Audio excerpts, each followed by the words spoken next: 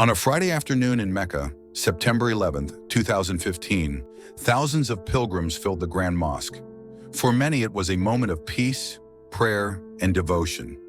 But above that sacred ground, a silent giant stood waiting, a crane unlike anything most people had ever seen. It was supposed to help expand the holy mosque, making space for millions more worshippers.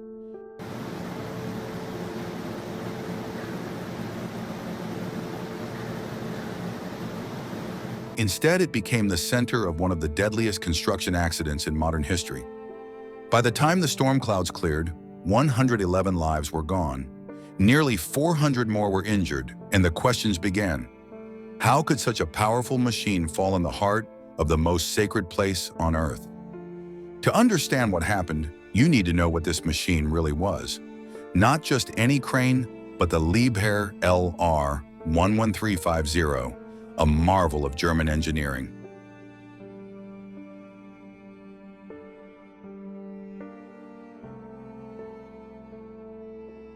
In the world of heavy lifting, this name commands respect.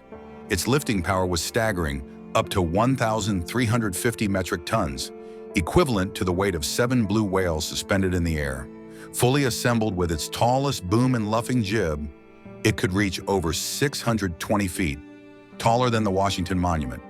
It wasn't built for beauty, but for sheer force, with a V8 diesel engine generating over 680 horsepower, and crawler tracks more than 50 feet long to spread its immense 3.3 million pound weight across the ground. A brand new machine of this class costs between $20 and $25 million before it even touches a single load. It was the right machine for a job of such scale. Yet even the strongest steel depends on the judgment of the people who operate it.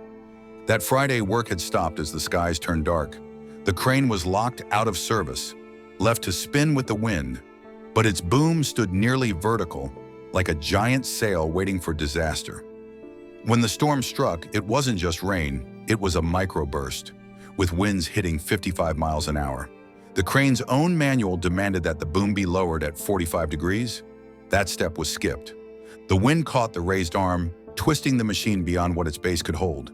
Steel groaned, then 1,500 tons of machinery toppled forward.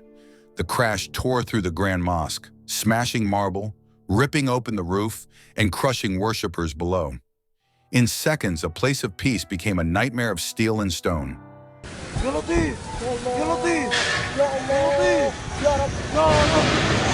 No report, no statistic can ever measure the depth of the loss.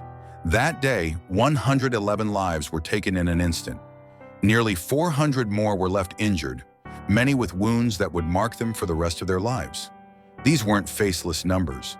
They were fathers, mothers, daughters, sons. Scores of people were killed in the holy city of Mecca on Friday when a construction crane collapsed into the Grand Mosque during a violent rainstorm, Saudi officials said. By late Friday, more than 100 people were reported dead and dozens injured. Pilgrims who had traveled from every corner of the globe to stand in the most sacred place in Islam. Some had saved for years to make the journey of a lifetime, only to have it end beneath a storm of falling steel. Families scattered across continents suddenly received the same devastating news. The person they had prayed for safe return would never come home. For those caught inside, the collapse wasn't a construction failure. It was the end of lives, of dreams, of journeys of faith. And yet the devastation didn't stop with the human toll. In the world of construction, tragedy always leaves behind another trail, one of financial ruin. The machine at the center of it all, a crane worth more than $20 million, was reduced to little more than twisted scrap metal in a matter of seconds. The Grand Mosque itself, a place that millions regard as the heart of their faith, bore scars that went far beyond cracked stone. The collapse destroyed carefully crafted marble pillars, crushed sacred corridors, and ripped open parts of the roof that had stood for generations.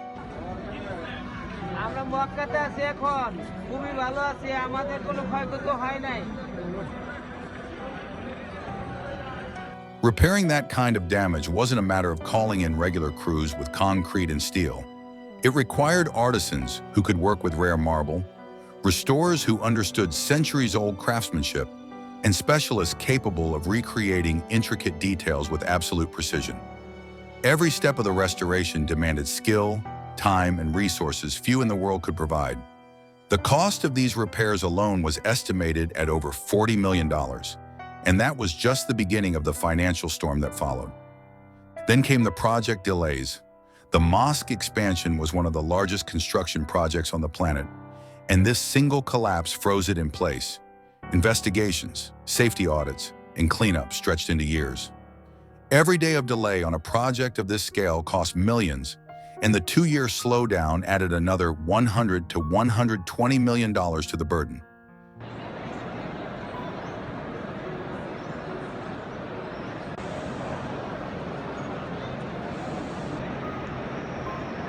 Finally, there was compensation.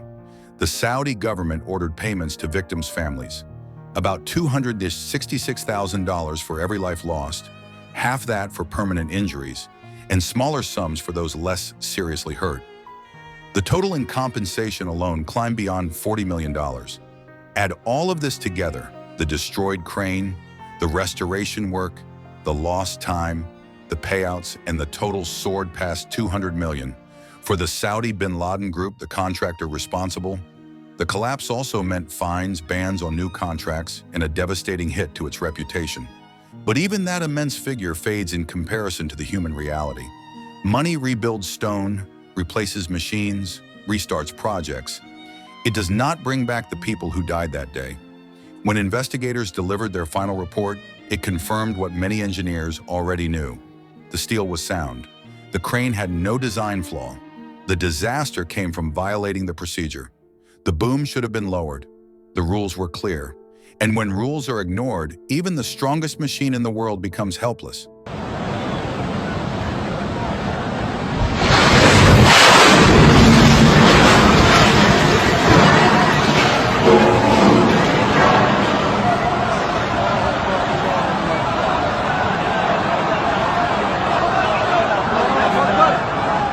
The collapse sent a shockwave through the entire heavy lifting industry. Manuals that had gathered dust were reopened. Storm protocols were rewritten. Operators across the globe were reminded that physics does not forgive. The Mecca collapse became a case study, taught not in abstract numbers, but in images of twisted steel lying on sacred ground. There's a sobering lesson here. The larger the machine, the greater the duty of care. Safety isn't paperwork. It's the foundation holding up everything else.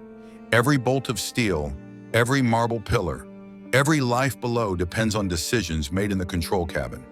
A crane is designed to move mountains, but it cannot stand against human error. In the years since, the Grand Mosque has continued to grow, rebuilt and expanded, its marble shining once again. But the memory of that Friday remains, not just for the families who lost loved ones, but for an entire industry forced to confront its own fragility. A single overlooked step turned a $25 million marvel into rubble, inflicted more than $200 million in damage, and left 111 people dead.